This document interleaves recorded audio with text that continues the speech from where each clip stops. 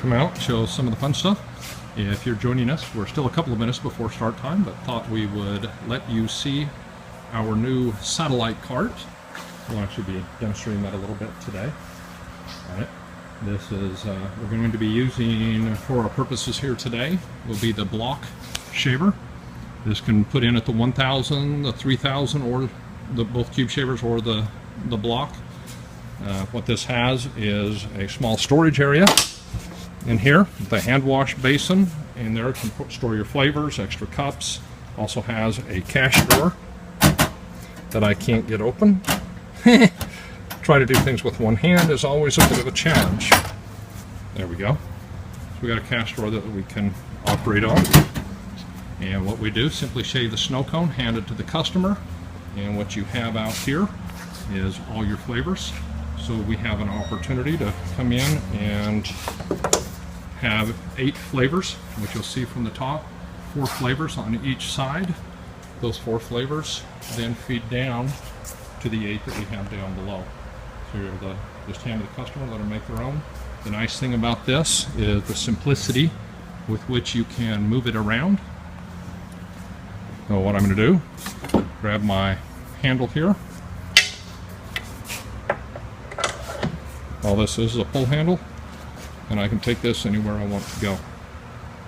So if I'm running on battery, I have 100% mobility, and I can move it around, literally take it anywhere I want to go.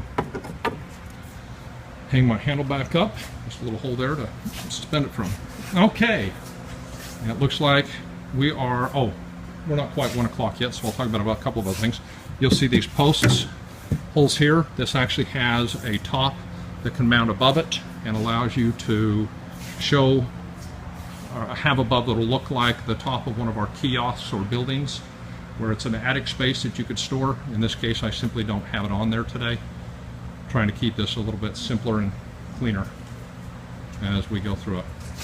Okay, a couple of things first off that I need to talk about as we are doing this. I'll just keep this video in here.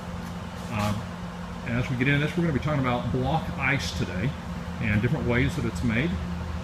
And I need to first, if you are on the website, if you've linked on, you should be at www.snowie.com/live. And then on the right hand side, you're going to see 3 options for communicating with us. One will be Twitter, Facebook, or what is called open discussion.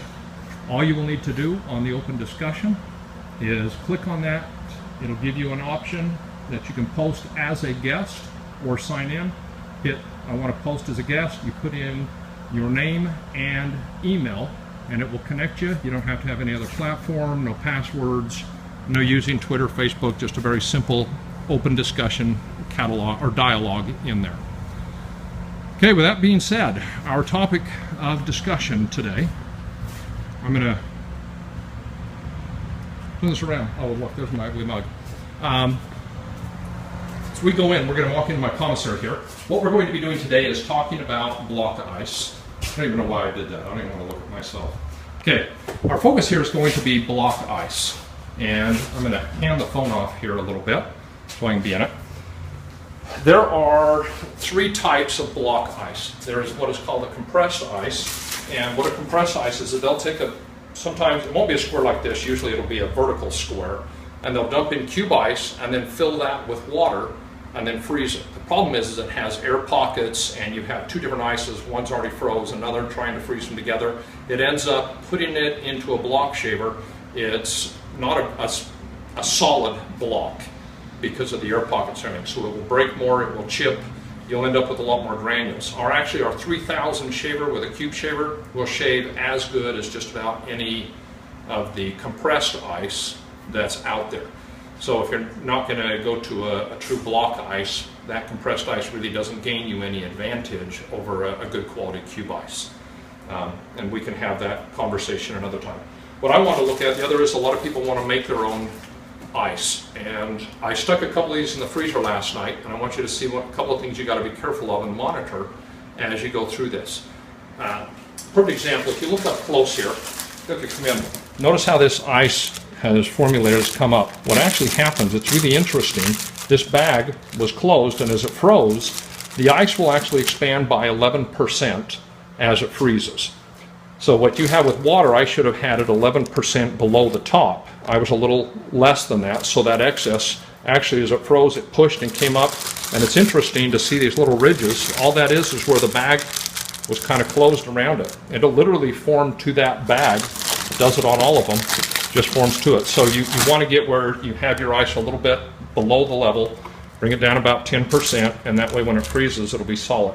So all I'm using here, these are, you go into any restaurant, Chipotle or a Wendy's that has a salad bar or something like that. These are the trays that come out of the salad bar. And we can get them in plastic, you can get them in metal. Our experience playing with it, the metal is the better of the two. Some people like to put the ice in, freeze it, warm it up, take it out, put it in a bag. I prefer to put it in the bag first so that I'm not having to fight to do it. So all I have to do to take this out is bring it over, run it under some water.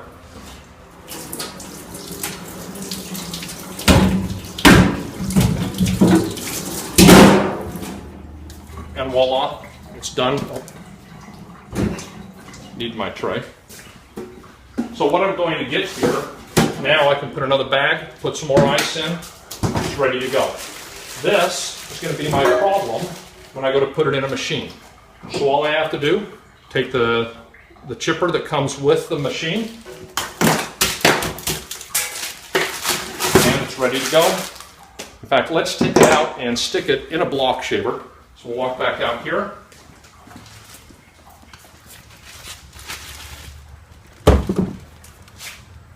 Pulled.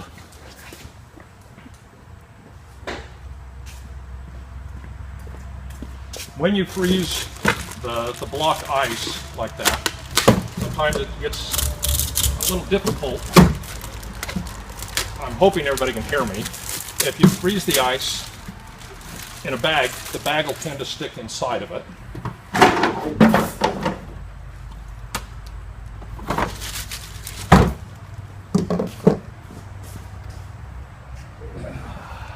Sorry, technical difficulty here. Helps if I have the power hooked up. So I can freeze this, we put it in, pull off the bag, hold it in place, put it on foot. There you go.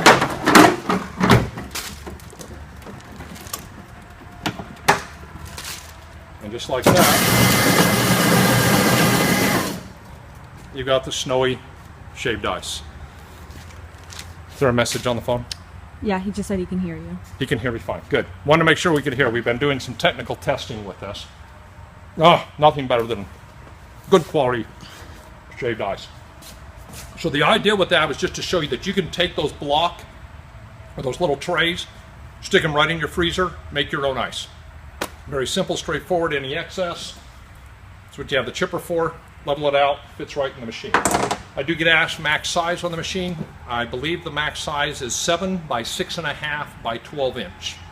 So as long, that tray I showed you is a 6 by 6 by 10. So it allows you a lot more flexibility. So the compressed ice is the most common found with ice companies nowadays. A lot of them got away from the solid block. So an alternative, simple and easy, using your own freezer. Get those trays, you can stack them, cross stack them, pile them up, freeze them. But we wanted to show if you wanted to be able to produce a higher volume, a higher number of block in a little simpler fashion, we wanted to be able to show you what a commercial freezer. As Aaron put on the intro, we have a relationship with a company called Klein Bell Equipment. They build block shavers, or sorry, block makers. They have a 35 block and a 60 block. The 35 is designed to be self-contained, sit in an area, all you need is a water and electricity. If you go to the 60, your compressor and everything has to be located outside, so you'll have to be drilling holes through the walls, those kind of things. So we're going to go in and look through the 35, the S35 model by Klein Bell, ordered through us. We are a distributor for them, and we can help you out a little bit with that, but I want you to see the operation of the equipment. So let's walk in the other room. Get these out of my way.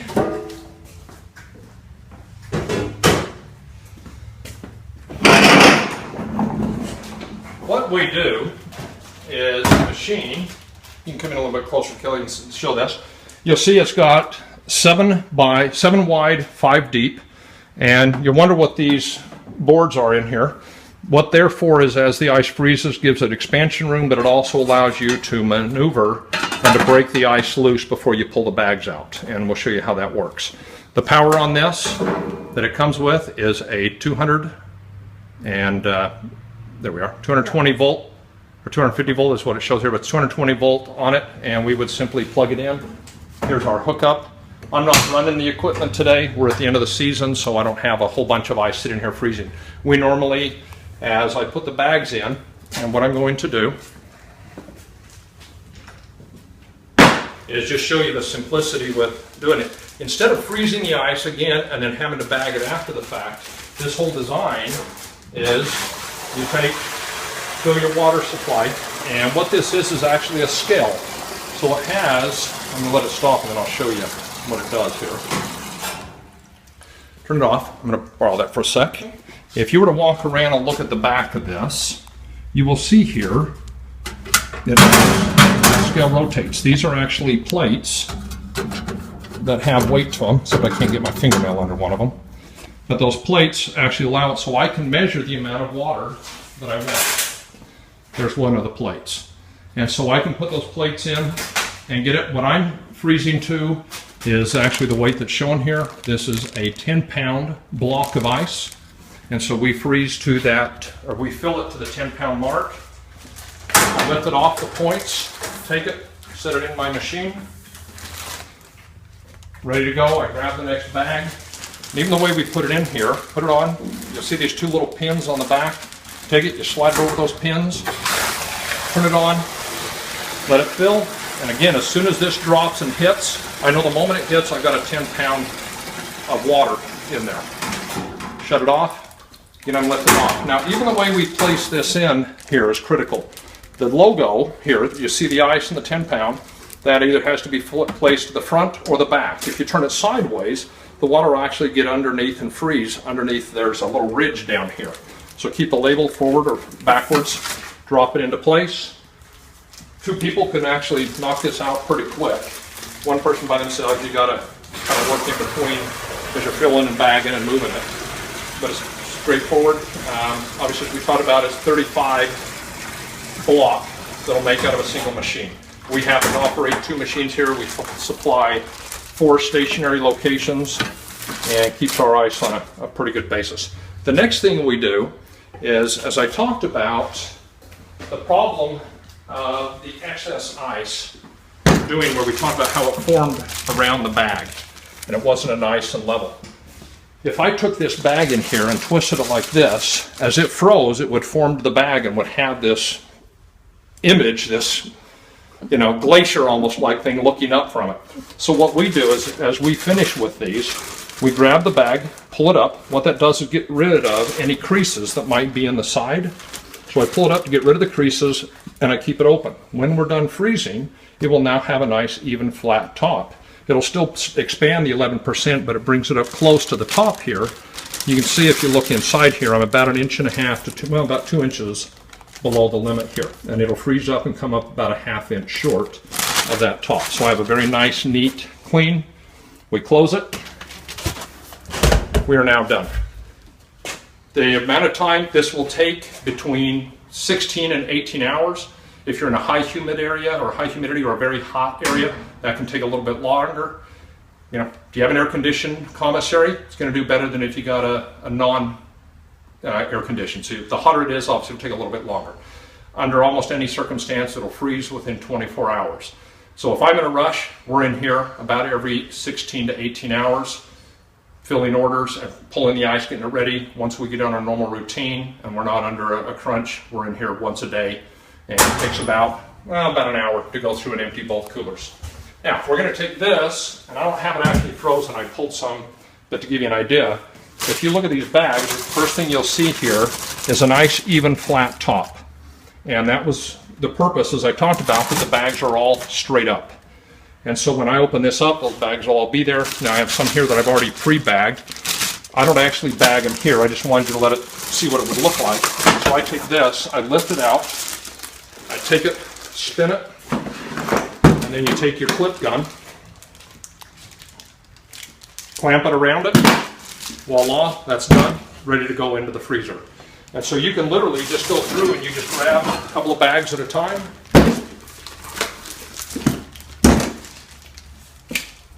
And of course, the equipment chooses to malfunction at that wrong moment.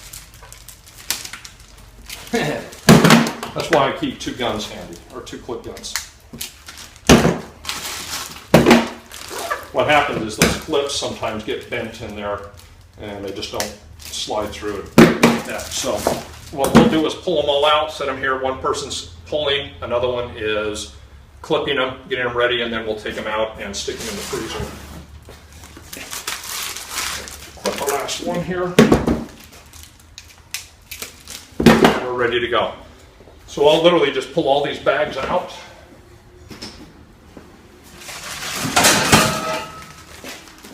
Again, we would be clipping them. The second person would be doing it. We clip them after we get them out. And then another person comes through while we're putting these and storing them away. Helpful to keep the parts in place. Where did that one go? There we go.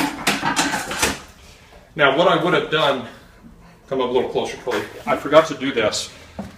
If the bags are all fresh frozen in there, what I do is take this and I push it, and you can see it flex this central line.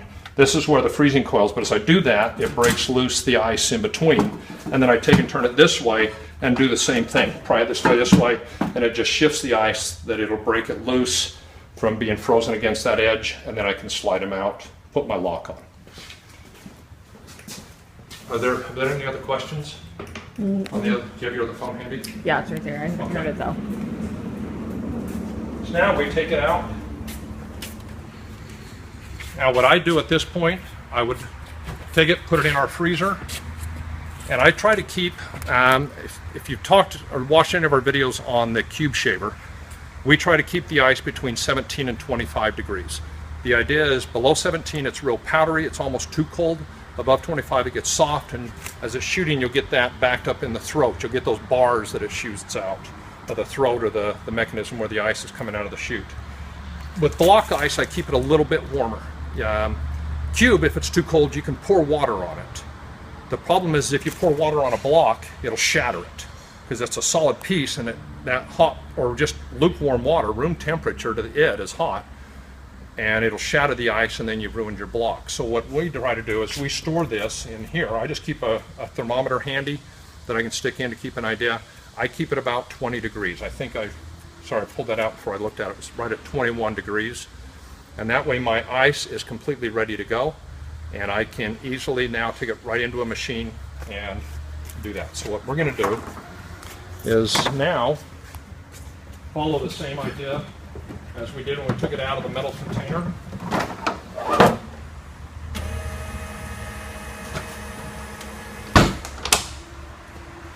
One of the things, I threw that bag away. Mm-hmm.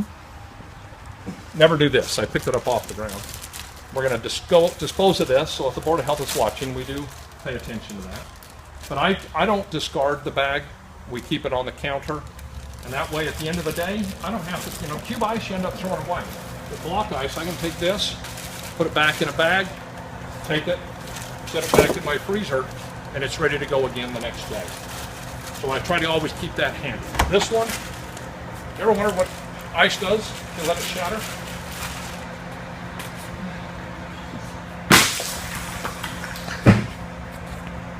There's your entertainment for the day. Now, our normal block ice that came out of the Klein Bell freezer, I just tear the top open. Again, because we have, this shows a little better because I pulled that bag up. The ice didn't have to conform to anything, it just froze straight up. I got a very flat, even top. That's going to go down. Lift it up. I use the bag to hold the ice. At no time am I touching that ice. Put it down to foot, load it, get my fingers out of the way obviously. soon as it touches, I'm stopped. Keep my bag this time. Put it back in place. Pin my ice where it needs to be. And now we have a snow cone. So let's get a cup here. Oh, I'll be right back.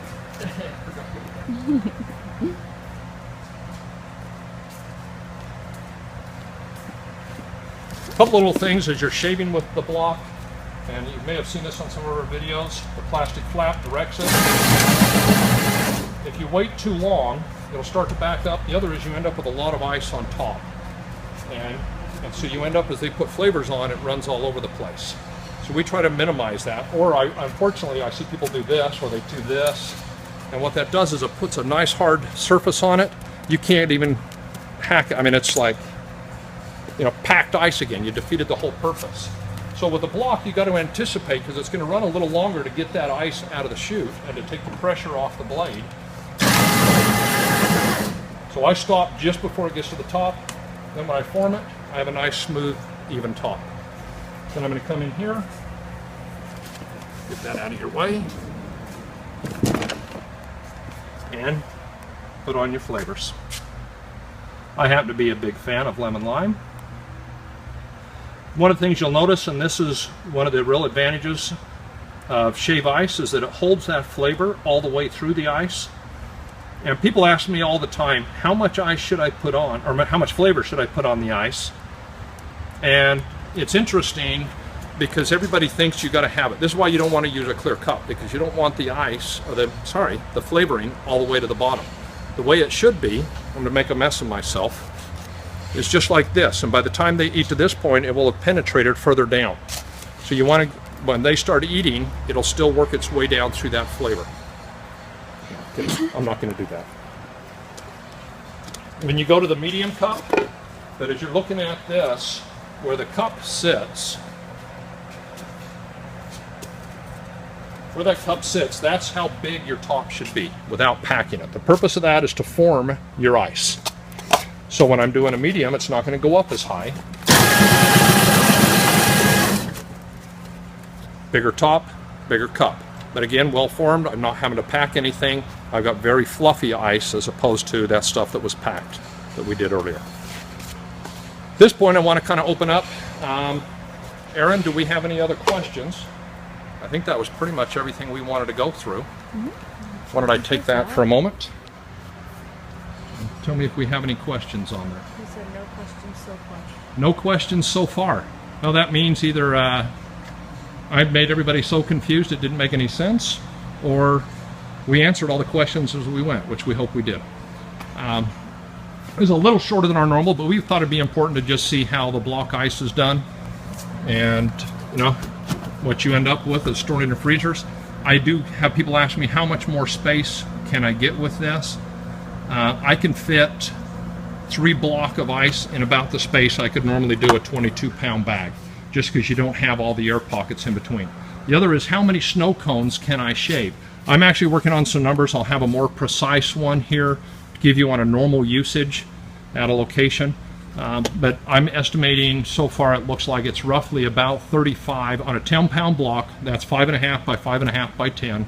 It'll make about 35 of the small cups, and we're hoping it'll be a little higher, but until I give some exact numbers, I've run over the summer. I now need to sit down and compare the number of snow cones made in comparison with the amount of ice used. I have all the numbers, just haven't had a chance to sit down and do the math.